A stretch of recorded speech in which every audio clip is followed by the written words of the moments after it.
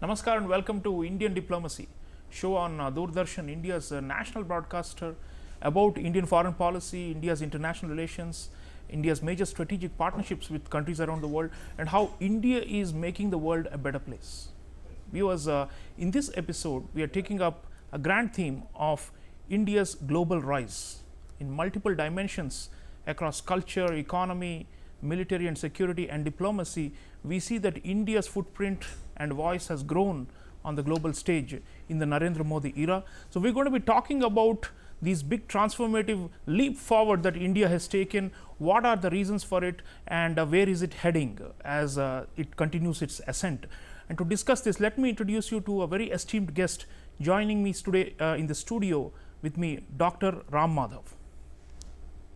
Dr. Ram Madhav is president of important nationalist India Foundation.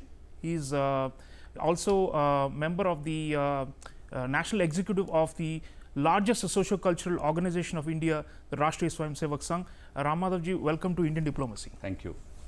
Ram Madhav ji, India's rise, for a long time people have been wanting to see this, and now it feels like as if it is happening live while we are talking. Every day since 2014, since Prime Minister Modi took over, there has been this upward trajectory in all dimensions. And your thoughts on why this is happening at this juncture in world history, why India is rising, especially in these dimensions I talked about. To start with the culturally, because our identity as a nation had been under some kind of cloud and confusion. You have been writing and talking about this for a long time, that finally we have found our true identity as a civilizational power. So how do you see India's rise as a civilizational power over the last decade? Thank you, Sreeram ji. What we witness today is the rise of authentic India. What happened after independence was that we were rising, but not as our own selves. We were rising as an imitating power. We borrowed so many things from all over the world. Of course, good things should always be accepted. But what a major change that we experience today as Indians is that today we are our own selves. We are manifesting before the international community as authentic Indians. The Indian authenticity is what the world is experiencing today in terms of its culture, in terms of its expression in all the different walks of life, including diplomacy, I would say.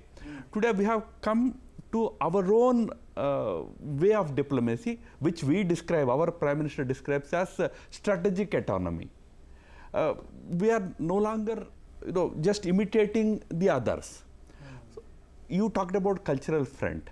India's cultural and civilizational identity should have played a proud role, important role immediately after the independence.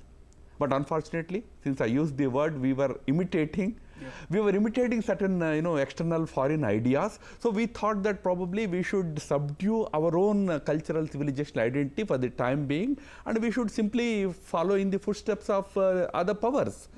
But today, the proud India has woken up. It's standing with pride in front of the world community with the glory of its culture and civilization. That's what is the great change that the world is not only seeing but appreciating and really welcoming it. Yes. And Ram Madhav ji, you have written, your columnist for the Indian Express, a very respected national newspaper. You've written that there are some concepts that India brings to the fore. And for example, you have talked about dharmocracy, meaning a democracy that is imbued with ancient Indian ethos and wisdom and traditional knowledge and philosophy. And these kinds of things you have said really stand us apart, and also show how these symbols, cultural symbols, we are no longer unafraid of exhibiting them. And Prime Minister Modi has shown equal amount of respect to all our major religious traditions, both within India and in his overseas travels. And we have seen that across the world, that he goes and respects the local cultures there which have a link to India also. So that idea of the civilizational state or a power seems to have arisen now, and it is a conscious thing that the leadership is seems to be pushing that to the fore now, which you've just mentioned, the core identity. And I think that's what the world expects from India, right? You have been involved in so many diplomatic events, and you've engaged with world leaders in various capacities, and you always find that they expect India to represent that civilization. And if it was confused, probably that's not something they would also appreciate, right? So today it seems like the higher respect, the grand receptions the PM gets wherever he goes, all of it is linked to this aspect that we are now being this Bharat, or more authentic. Yes, as you said, India is the world's largest democracy. But you also will appreciate the fact, or the world appreciates the fact, that it's not just about the size. It's the most successful democracy in the last 7 decades. We became a democratic polity in 1950 through our constitution, and many other countries became democracies in the last 50 to 100 years. But look at the journey of India. It has presented a most successful model of democracy. But what is the reason behind it? I would say that the reason is India's democracy draws, of course the idea came from the West. Democracy as an idea is a Western idea, no doubt. But India has drawn inspiration for its democratic functioning from its own tradition, from its own civilizational past, where for us democracy meant not just the rule of the majority. Gandhiji, the great leader of India's independence movement, used to always say that for India, democracy meant Ram Rajya, where the words of the last man also carried great significance. So our democracy is and will continue to be a democracy that represents the voices of the ordinary people. That's the reason why in India, at the drop of the hat, governments change. Yeah. We have a very functional democracy where people are the real masters. This is the spirit of India. This is the essence of India. So right from there to everywhere, we try to bring in India's civilizational and cultural value system into the day-to-day functioning of our country. For example, in India, we do not completely shun culture and civilization from our statecraft. Maybe a France would do it. Maybe another European country may do it. In the name of secularism. In the name of secularism. Yeah. In any case, secularism is not one for all countries. Secularism in France means complete rejection of culture and religion. Whereas in America, it's a secular country. But the presidents always take oath by placing their hands on Bible. That is a model. But in India, we respect the role of culture, civilization. That's why when a Rafale lands in India, it's welcomed by breaking a coconut, with by a Sanskrit offering an shloka arti to it.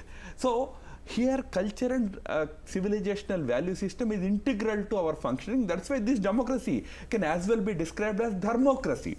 It has a value system behind it that made this democracy successful and very functional in India, whereas big countries like, even countries, world's oldest democracies like UK and USA are today struggling with many aspects of their democracy. Absolutely.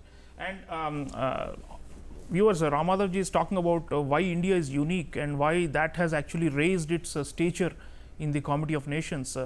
There's another reason apart from the cultural renaissance for which India is now being looked at as a land of opportunity, and this is economic.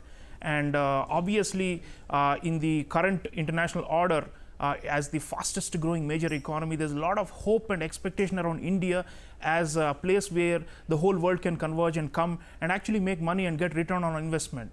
And in the process, India also develops and grows to become the world's 3rd largest economy. On this, I have a very interesting set of comments by John Chambers, who is a widely respected American tech CEO. He runs a company called JC2 Ventures. He was formerly the CEO of Cisco.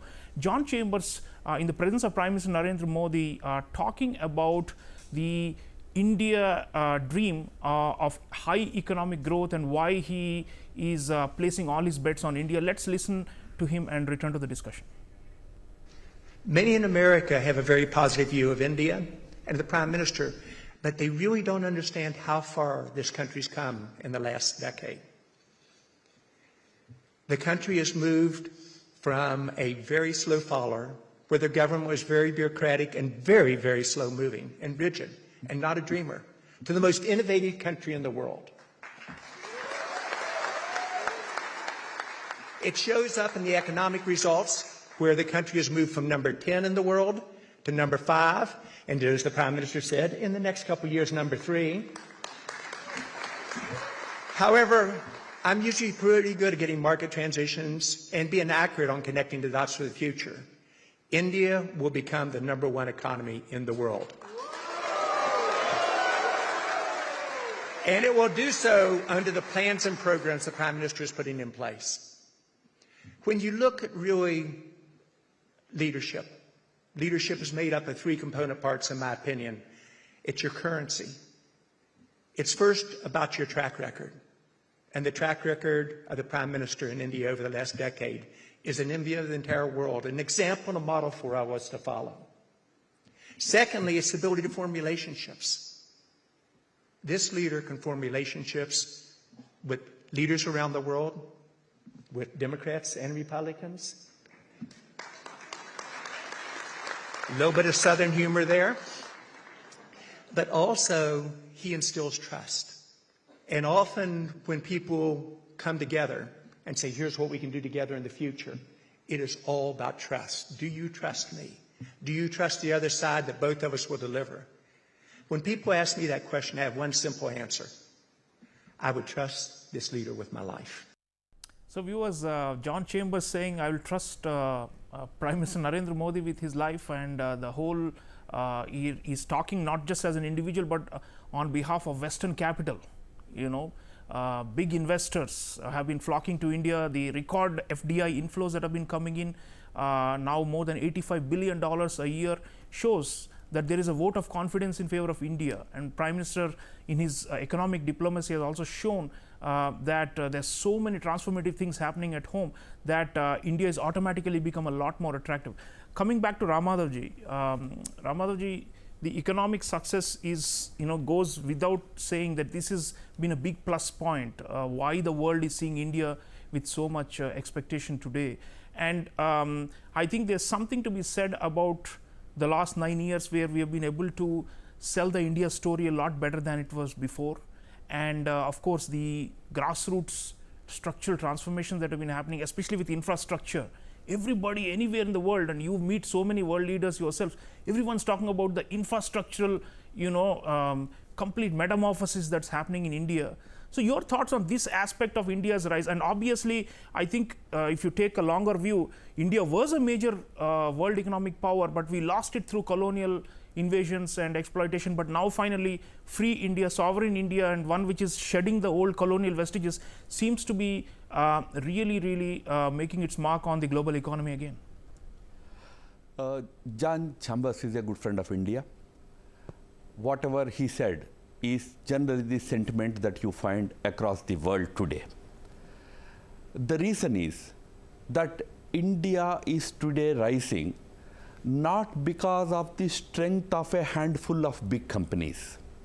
What Prime Minister Modi has done in the last 9 years has been to unleash the grassroots potential of India. India's rise, if you compare it with the rise of some of the other countries in the past, may look like a little slow when you compare it with the other countries in the past. But it is the most sustainable rise that India is registering.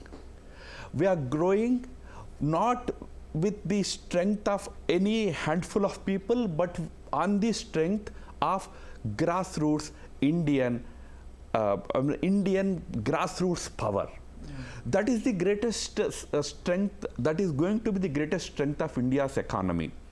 Through our inclusive economic practices, like whether it is the issue of digitization. Today, the reach of India's digitization is almost 100%. People talk about electricity reaching all the villages in India.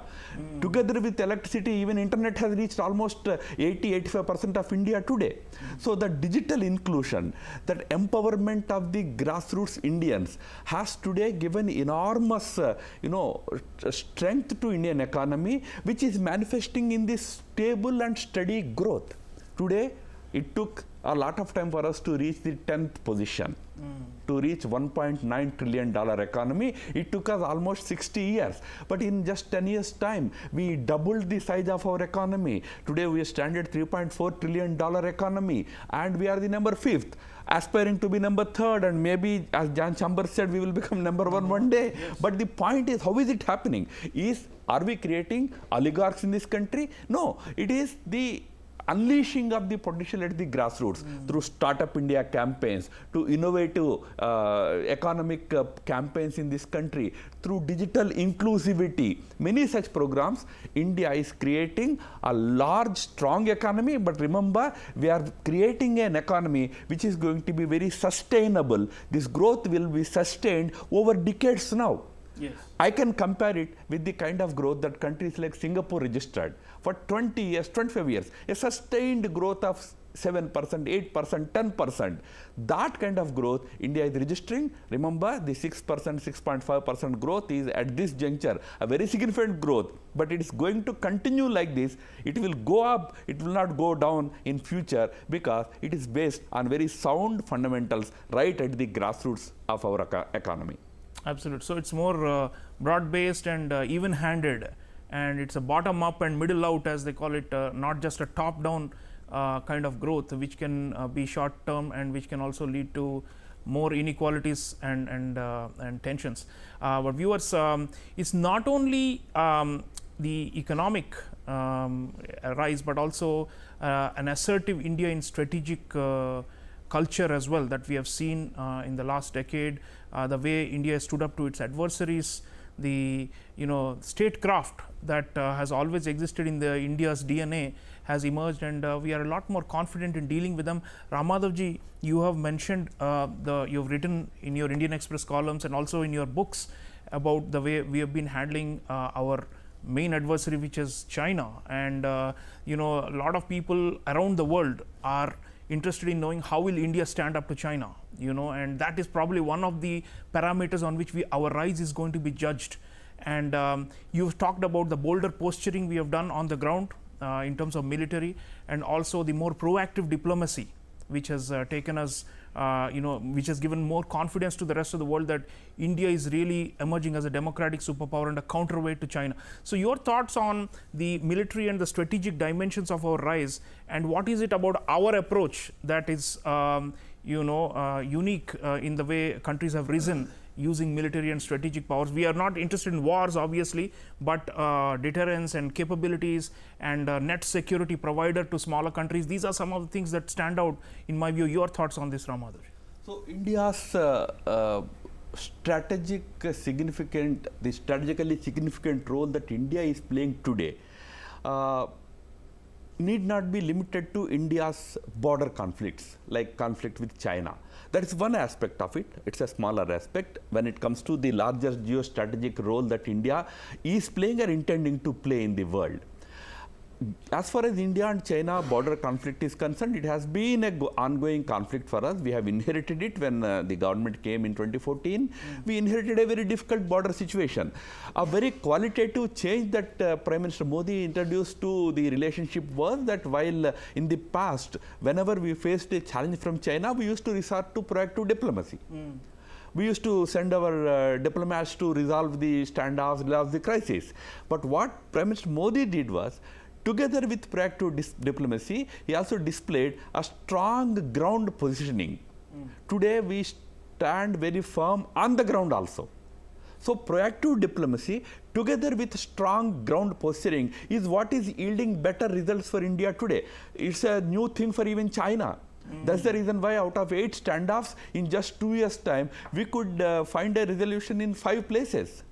So, that is a significant... we would be yes. So firm and so resolute. Yeah. Yes. Today, if they have a 50,000 standing army on their side of the border, we have 50,000 on our side also. So this tactical shift that has happened has yielded good results for us. But our strategic place in the world is much more beyond this immediate neighborhood conflict with China or Pakistan. India today is a pivot to a large section of the world, which we generally call as global south, or earlier we used to call it as the developing world. Yes. India today displayed a kind of an autonomous position in in the global strategic ecosystem. Absolutely. When big countries are fighting, earlier smaller countries used to be forced into taking sides. Today we said that we will only take the side of peace. So in that you use the word net security provider. Yeah. India would like to play the role of net peace provider. So the role that India would probably carve out for itself would be to lead the global south Yes. for providing peace in the world. Absolutely. So we took that strategic autonomous position for providing peace, not necessarily taking sides in providing security alone. Provision of peace, that's the ultimate public good that the world needs, and India is doing it.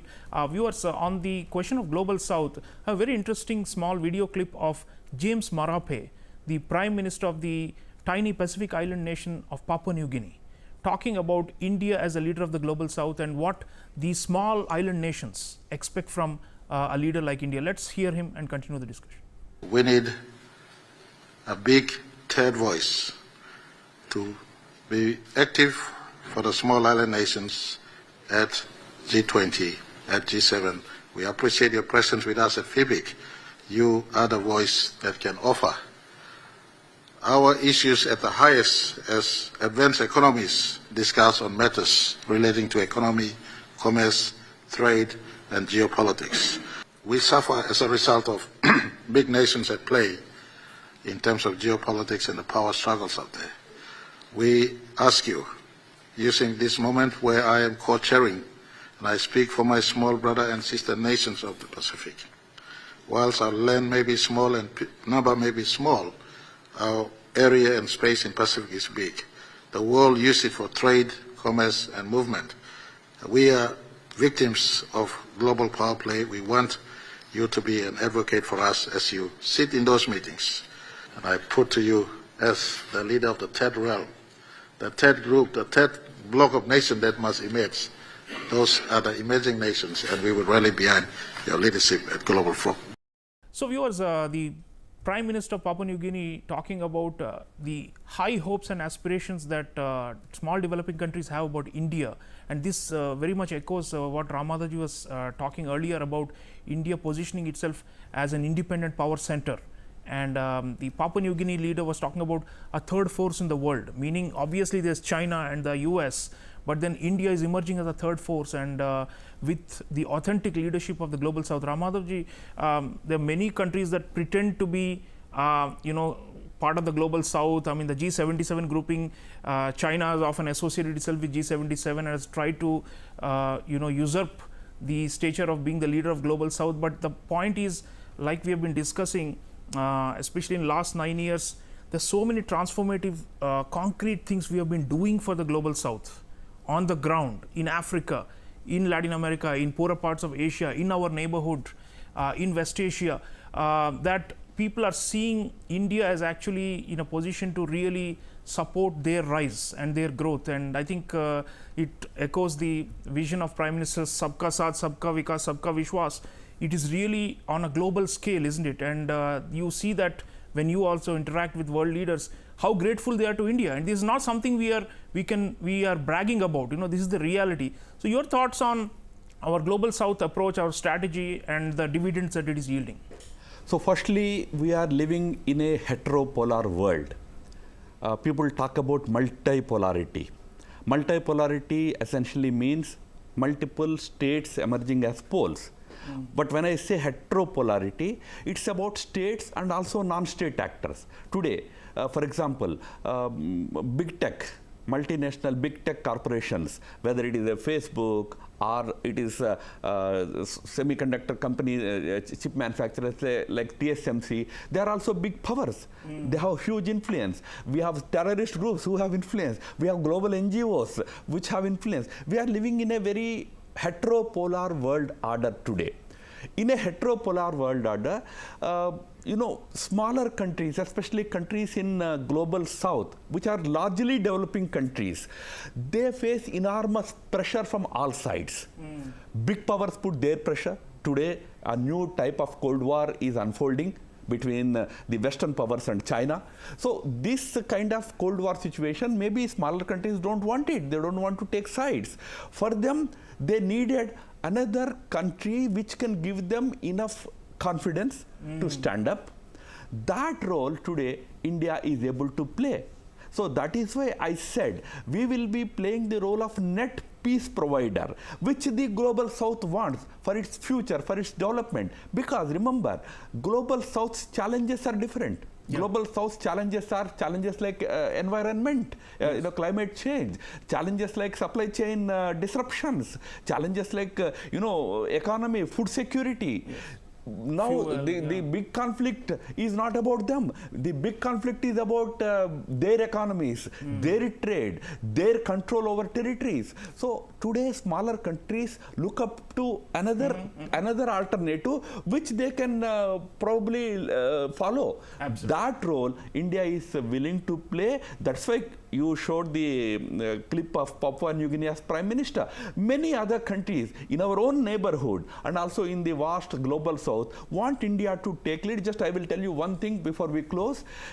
On Ukraine conflict, when India took a principled stand that we won't be a party to either side, we do not want war, we are opposed to war, but we will not join in any kind of coalition there. When we took that stand, India's strategic autonomous position has given confidence to not less than 50 countries in the world. Absolutely. When we took that position, Indonesia took that position, Saudi Arabia took that position, dozens of countries took that position, which do not want to be a party to any new Cold War. So Absolutely. That is the role India should play. India is continuing to play now. So viewers, Ram Madhav is basically saying that India is a moral power, and of course we have material attributes like economy and military and diplomacy and all these things, but ultimately the kind of position we are taking is based on the notion of dharma, and so dharmocracy and dharma based statecraft is what we are seeing, and that is the reason why India's stature seems to continue to climb to a higher level.